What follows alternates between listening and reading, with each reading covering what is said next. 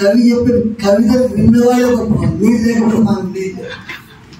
కాబట్టి తెలుగు గురించి మనం ఈరోజు చాలా గొప్పగా అనుకుంటున్నాం. కాబట్టి మొట్టమొదటి తెలుగు పద్యంతో నేను ఇంతవరకు 11 పుస్తకాలు రాశాను.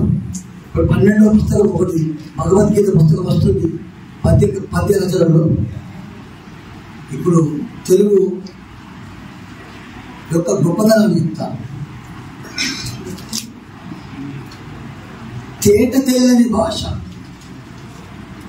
తేట తెల్లని భాష, తేనెలకు భాష, మల్లె పూల వంటి మాతృభాష, అమ్మ నాన్నల భాష, అది చనువు గల భాష, మర్యాదరి భాష మాతృభాష, ఉనికి నిలిపే భాష, ఉనికి పడడు భాష, మంచి గంధపు తీరు మాతృభాష, చక్కదనపు భాష, సరళమైన భాష, మధురాధి మధురము మాతృభాష, సన్ను బాలును మీగడ జున్ను కన్న, వెన్న రసగుళ్ళ జాముల కన్న మిన్న, ఎన్ని మధురంబులున్నవా తన్ని కన్న, కన్న తల్లిదండ్రి భాషయే మిన్న మిన్న, కన్న తల్లిదండ్రి భాషయే మిన్న మిన్న.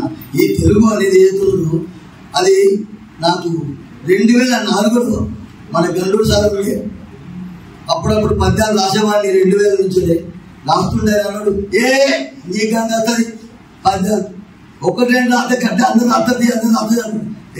చూసాను అన్నాడు. ఆయన అన్నాడు శతగా రాయను. నాకు ఎందుకో ఏమో పట్టుబట్టినా నేను మొట్టమొదటి 2004లో అతనికి రీటర్ వేస్తున్నాడు. అతని చేతికి నేను అసిస్టెంట్గా పనిచేస్తున్నా.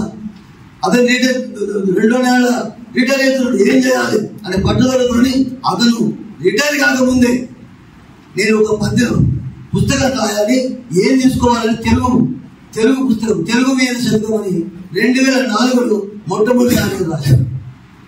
105 పద్యాలతో రాశాను.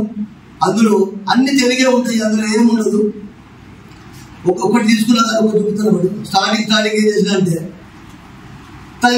తండ్రిని మళ్ళీ కలిసి తాగన్న తల్లిని తలుపుని వేల తలుచుకొనుచు, వ్రాయుచుంటి తప్పు వ్రాతుంటే మన్నించి, తెలుగు గణతా చూపు తెలుగు వీర, తెలుగు నీకు తల్లి, తెలుగు వీర నీ తండ్రి, తెలుగు నీకు చెల్లయను ఎనుకు, తెలుగు తెలుసుకోము, తెలుగు ఆడు బిడ్డ, తెలుగు నీ గురువుడా, తెలుగు తనయులకు తెలుగు వీర, తెలుగు ఏ బహుగుణ తేజము జగదిలో, తెలుగు ఏ మన తెల్ల తేనె పట్టు, తెలుగు భాష మించి తేట భాషే లేదు, తెలుసుకునే తనము తెలుగు వీర, తెలుగు గొప్పతనం తెల్ల తేడా పరిచయం, తెలుగు కాని కృష్ణ దేవవిపుడు శ్రీకృష్ణదేవరాయ, తెలుగు లెస్స ఆయన దేశ భాషలందు, తెలుగునే పలుకుము తెలుగు వీర, తెలుగునే పలుకుము తెలుగు వీర. సౌకాన్ని ఒడవది కాబట్టి నేను అందరికీ అవకాశం కాబట్టి